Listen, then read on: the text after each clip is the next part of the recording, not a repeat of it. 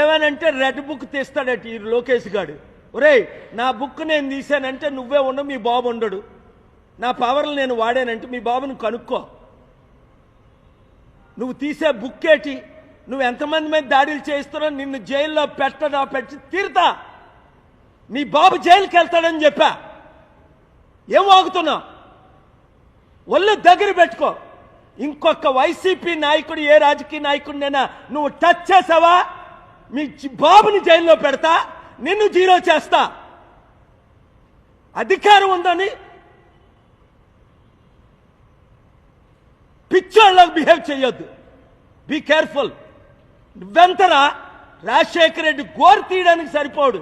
మీ నాన్న రాజశేఖర రెడ్డి ముందు భయపడేవాడు. రాజశేఖర రెడ్డి హాని చేయకుండా నేను కాపాడా. మీ నాన్న నా శిష్యుడు, 22 సంవత్సరాల దీవెనలు. నా స్పిరిచువల్ పవర్ వాడేనా? వాడు ట్రంప్ అయినా దిక్కులేదు, బైడెన్ అయినా దిక్కులేదు, మోదీ అయినా దిక్కులేదు. జగన్మోహన్ రెడ్డి ఎప్పుడు నా మీద కేసులు పెట్టలా. జగన్మోహన్ రెడ్డి నన్ను కలిసి ఉంటే బాగున్ను, కలవలా. ఇప్పటికైనా ఆయన నేను పిలిస్తే వెళ్తాను. ఆయన్ని నేను పిలుస్తున్నాను. ఎందుకంటే అపోజిషన్ లేకుండా జీరో చేసి బీజేపీ చంద్రబాబుని, పవన్ కళ్యాణ్ని తొత్తులుగా వాడుకుంటే సహించేది లేదు. అవినీతి జరిగింది. 5 లక్షల ఓట్లు టీడీపీ బీజేపీకి పడిపోయా, 500 పడలే. ఆ ఓట్లు ఎక్కడెళ్ళాయి? ఇక్కడ 4-5 లక్షల ఓట్లు ఎవరికేశారు? బొత్సాకు పడలేదు, ఝాన్సీకి. క్లియర్గా 3 లక్షలు రావాల్సిన వాడికి 9-10 లక్షలకు వచ్చాయి. మోదీయే 1,500,000తో ఓడిపోతే కళ్ళకు కనబడుతున్నాయి, చెవులకి. పోనీ గెలిచాడు రా, ఒక 50,000 లక్ష అంటే బాగుంది. 3 లక్షలతో 4 లక్షలు వచ్చాయంటే ఆ బాలకృష్ణ ముఖం చూసేశారా? చంద్రబాబు నాయుడు ముఖం చూసేశారా?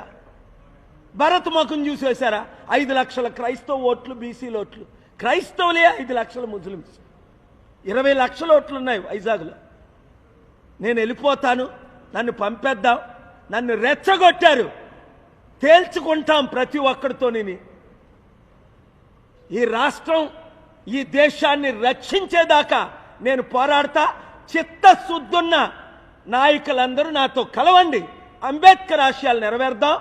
ఈ ప్యాకేజ్ స్టార్లైన ఈ పవన్ కళ్యాణ్ని, ఈ చిరంజీవిని, వీళ్ళందరినీ మర్చిపోదాం.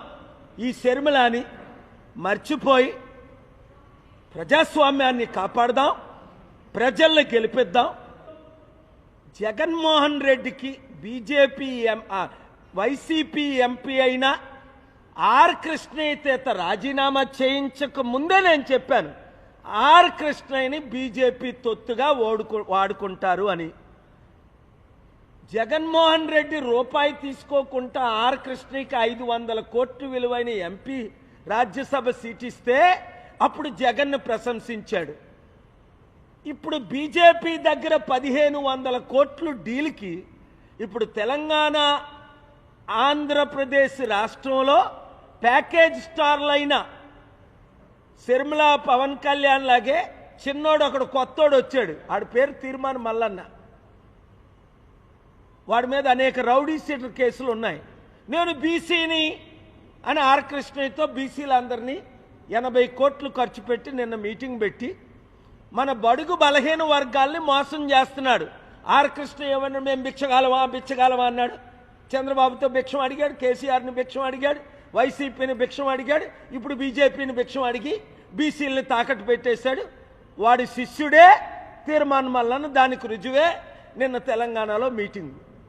బీసీలారా, మనం అమ్ముడు పోవాలా? 60% ఉన్నోళ్ళవి. నేనున్నాను కదా.